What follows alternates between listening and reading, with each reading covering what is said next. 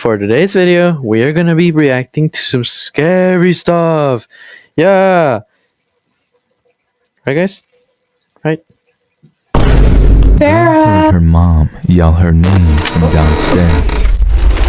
So she got up and started to head That's a down. dude. As she got to the stairs, her mom pulled her into her room and said, Oh no. I heard it too. Oh crap.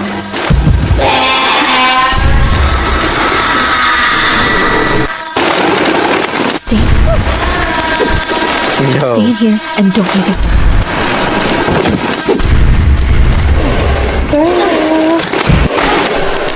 One day I'm gonna creep up in your sleep and say like,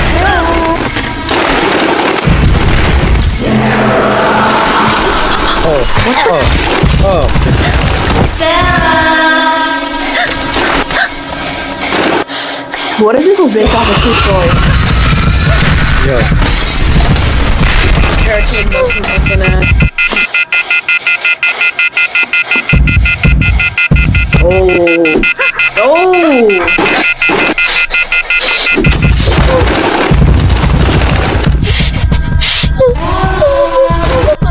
Yo.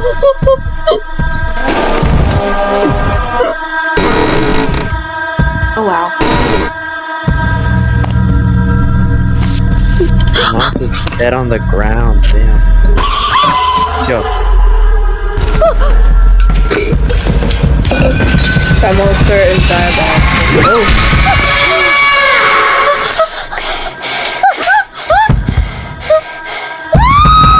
Oh. Her arm was gonna get ripped out by the door. P. Diddy type shit.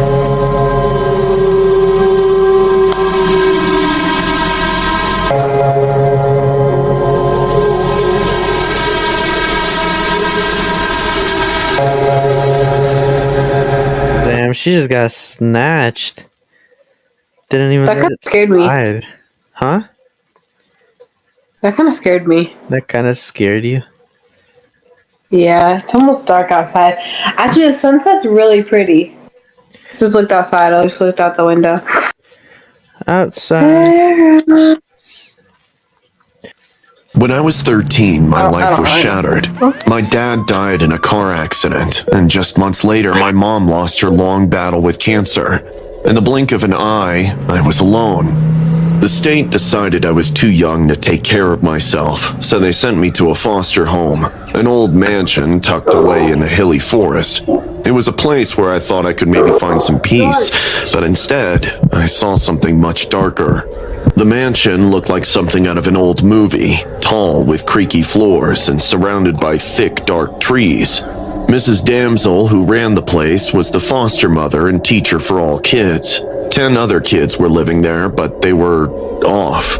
They barely talked, moved around like robots, and ate candy like it was the only food they'd ever known. Not just the occasional piece. I'm talking bowls and bowls of the stuff for every snack. Mrs. Damsel had a few servants who helped her keep the place running, but one of them, Carl, stood out like a sore thumb.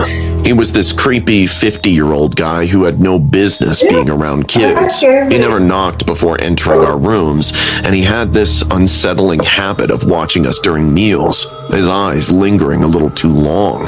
I couldn't put my finger on it, but something wasn't right about the way Carl interacted with us.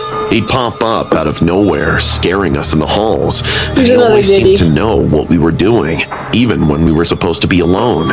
The other kids didn't seem to notice, or if they did, they didn't care. They were too wrapped up in those damn candies. One night, I woke up to the sound of muffled crying. I crept out of bed and followed the noises to Luna's room. Luna was one of the quieter kids, always keeping to herself. When I peeked through the crack in her door, I saw Carl standing over her, whispering something. That looks Luna so was wrong. shaking, tears streaming down her face. No, please. Not that again. I don't want to do this. If you don't do what I say, you'll never get the magic candies again, Carl hissed. Luna's sobs grew louder, but she nodded, clearly terrified. I felt a chill run down my spine. Something was seriously wrong. The next day, I started keeping an eye on Carl, trying to figure out what he was up to.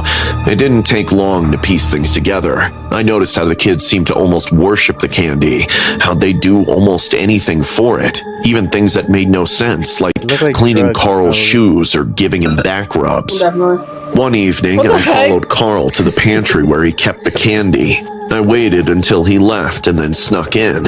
That's when I found it, a stash of pills hidden behind the jars of sweets. Carl was drugging us through the candies, getting us hooked. And when the addiction got bad enough, he used it to control us, to make us do disgusting things for him. The realization hit me like a punch to the gut. Carl was a pedo, and Mrs. Damsel knew it. She was too scared to do anything about it, so she let it continue. I was furious, terrified, and most of all, determined to stop him. That night, I gathered the other kids. They were confused at first, their eyes glazed over from the candy, but I showed them the pills and told them what Carl had been doing. Slowly, the realization dawned on them too. The fear turned to anger. When Carl came into the room, he didn't see it coming. We all jumped on him, hitting, kicking, and doing anything to make him stop. He screamed, but we didn't stop until Mrs. Damsel rushed in, horrified by the scene. For the first time, she did the right thing. She called the cops. Carl was arrested that night. The mansion shut down soon after. We were all sent to a hospital for 6 months to get clean and to try to forget the horrors we'd lived through. It wasn't easy. Some of the kids took longer than others, but we all made it through. Now, I'm grown. I've moved on, or at least tried to. But every year on my birthday, I get cards and gifts from the kids who were at the mansion with me. From my friends, because that's what they became. Friends whose lives I saved, and who, in a way, saved mine too. Life goes on, but those memories never really leave you. Every time I see a piece of candy, I remember what happened in that old mansion up in the hills. And every time I get one of those cards in the mail, I know that we all made it out. We survived, and that's what matters. He kind of reminds me of Jesse Pinkman. I was just 11 when I first arrived at the Johnsons' house. Breaking Bad. I thought I'd finally found a real family. The house was perfect, like something out of a magazine. White picket fence, flowers lining the walkway, and a porch swing. Mrs. Johnson was always smiling, and Mr. Johnson was the kind of man who patted your head when you did well in school. I had heard that they had helped 4 kids before me, including Jules, with whom I had briefly shared a home with earlier. I was finally safe. We'd have family dinners every night with Mr. Johnson carving the roast while Mrs. Johnson asked me about school. They even gave me my own room. It was more than I'd ever had before. But then, the strange woman started coming. It was always the same. The doorbell would ring and Mrs. Johnson's smile would tighten just a little. They never let me see her, not at first. They'd shut the door behind them and all I'd hear was their muffled voices. The first time I saw her was by accident. I'd forgotten my math book downstairs and had snuck out of bed to get it. I peeked around the corner just in time to see her being led to a small broom cupboard under the stairs. She was Chinese, maybe in her late 30s, with long black hair, but weirdly, the Johnsons locked the cupboard from outside. Why is that woman locked up in the room? Mrs. Johnson's smile was back in place by the time she answered. She's just a friend who needs some cleaning supplies. Don't worry, honey. Go back to your room. I didn't believe her. Something about the way she said it made my skin crawl. The visits became more frequent.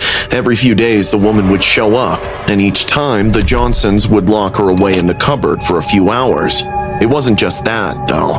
I started noticing other things, little things that didn't add up. Mr. Johnson would disappear late at night, only to return with dirt on his shoes and clothes. Mrs. Johnson would get phone calls, and after hanging up, she'd look worried. One night, I overheard them arguing in the kitchen. She's getting suspicious. We can't keep this up much longer.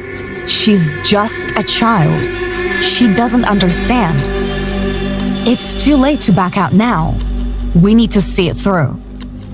I didn't know what they were talking about, but I knew it wasn't good. Then, one night, I found the pictures. I went to Mr. Johnson's home office to get a stapler for my school project when I knocked over a stack of papers on his desk. As I picked them up, a few photos slid out from underneath. They were of children, boys and girls around my age or younger. Some of them were tied up. My hands shook as I shoved the photos back into the pile, but not before I saw the last one. It was of a Chinese woman sitting in the same broom cupboard that they always locked her in, only this time, she wasn't alone. There was a little girl with her, and I recognized her instantly. Jules. I knew then that something was terribly off. The next day, Mrs. Johnson told me to go clean the broom cupboard. I didn't think anything of it until I stepped inside and the door slammed shut behind me. What the freak? I heard the lock click and I was plunged into darkness. Let me out! Please! But no one came. I don't know how long I was in there, but it must have been 2 to 3 days. I screamed until my throat was raw, but they didn't care. They would just give me food and water once in a day and kept a bucket beside me for me to relieve. And then, one night, the door opened. To my horror, it was the same mysterious Chinese woman. She didn't say a word, pulled out a marker, and wrote something in Chinese on my arms and neck before leaving. I had to think fast. There was nothing in the cupboard except for brooms, a mop, and a small toolbox. The toolbox! It took few hours to pry the nails out of the wooden panels, but it loosened the lock on the door, which finally gave way. I crawled out, covered in sweat and dirt, and then ran for the neighbor's house. When they opened their door, I burst into tears and told them everything. The police came soon after, and over the next month, a massive crackdown happened as the arrest of the Johnsons revealed a big human trafficking ring. They found the pictures, imprisoned the Chinese woman and her friends, and this scandal suddenly shook our small town. The Johnsons were arrested, but I still see their faces in my nightmares. I considered them close to my parents, not realizing that I was being groomed by them to be sold off. It's often the people with the warmest of smiles who have the darkest of hearts. Oh, crap. When Jake and I were sent to live with Mrs. Hawthorne, we were told it was a fresh start, a chance to be part of a family again, to have a home in the countryside where the air was clean and the nights were quiet. I wanted to believe that, but the moment we arrived, something felt wrong. Who made this animation? Mrs. Hawthorne's house was old, leaning under the weight of decades, surrounded by thick woods. The air inside was stale and marked with creaking floorboards. Mrs. Hawthorne greeted us with a strange smile. She was supposed to be old, with silver hair pinned into a tight bun and wrinkly arms, but her face looked young and radiant, as if she were 30. There were 3 other children there, which was odd since we were not told about them. They were quiet, their eyes downcast, moving like they were half asleep. Jake, do you think they're okay?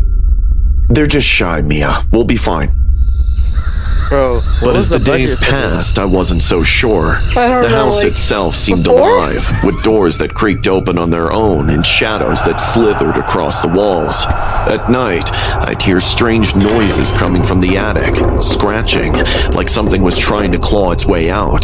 The other children never talked about it, never even seemed to notice.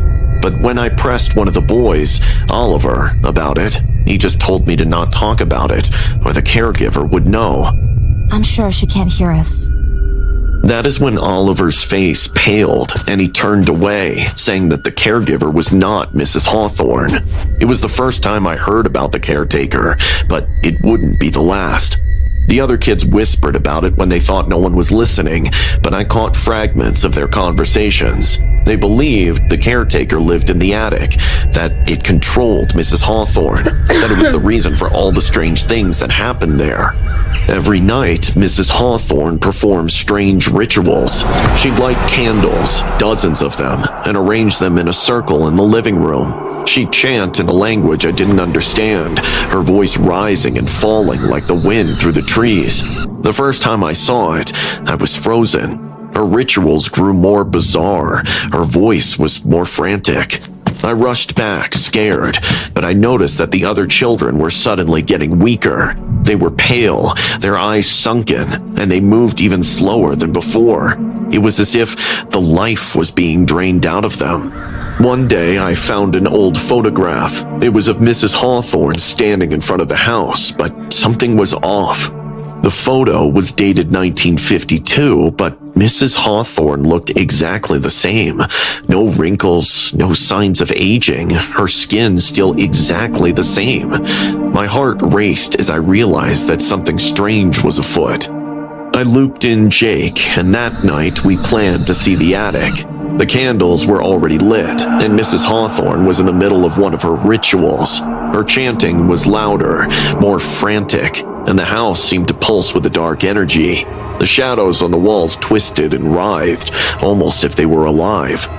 We waited until Mrs. Hawthorne was deep in her ritual, and then we snuck up.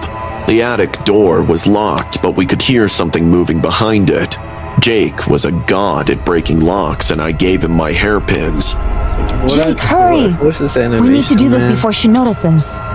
I'm trying, Mia, just It's keep making watching. me- And then it it's came making me get undone. It's the same mouth. We went inside, amidst the darkness Me and the too. strange smell. Jake had brought a match, and as soon as he hit it, we saw a figure What in the the sparks. freak? It What is wasn't that? human or an animal. It was easily over 10 feet tall and had red eyes. Before we could even get out of the jolt, I realized that the smell was of gasoline, and before I could stop Jake, he threw the almost burnt-out stick on the floor to pull out a new one. That was it. A terrifying blaze swept through the attic, and in the middle, we saw the demonic figure wail. We turned to run, but Mrs. Hawthorne was already there, her eyes pitch black, and her mouth twisted into a snarl. You think you can escape? You're mine! Jake pushed me towards the stairs while he charged at her. Run, Mia! I'll hold her off! I resisted, but Jake pushed me down the stairs. I looked back just in time to see the Josie, why black don't you entity both run? and Mrs. Hawthorne merge into one. Suddenly, huge claws grew out of her fingers as the fire surrounded her. The fire roared, consuming the attic, but it was too late. I ran to the other kids for help, but as I approached them, I stood in shock. They all had entirely pitch black eyes as well. And then it made sense why no one had told us about those kids earlier. They were all dead as well. As the fire took over the house and I heard Jake's screams, I cried and ran out for help. I didn't stop until I reached the nearest house. The neighbors called the cops, but by the time they got there, the house was nothing but ashes. They found the bodies of the other children buried in the ground behind the house, their eyes missing, but they never found Jake or Mrs. Hawthorne. It was as if they'd vanished into thin air. Everyone was afraid of believing in me till the bodies were found, but they had no explanations. I still remember it clearly, even after a decade, about what I saw that night. I just pray that Jake found his peace. Huh. Yes, and I'm looking Roblox character pulls up, and into I don't know. That budget was a little low, as you clearly saw that animation. The budget Yes. the budget wasn't the highest, I guess you could say. No, I think it was okay. I mean, I don't know. They kind of looked funny. They looked a little bad. Looked a little short bus worthy. Alright guys, so thank you so much for watching this little video that I decided to make because I wanted to make something different for once. And you know, this little cool reaction. I mean, there would have been more people. There would have until a couple people left. So thanks. Pickle left and then DVI break.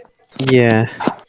So thank you guys for watching, and I'll see you guys on the next one.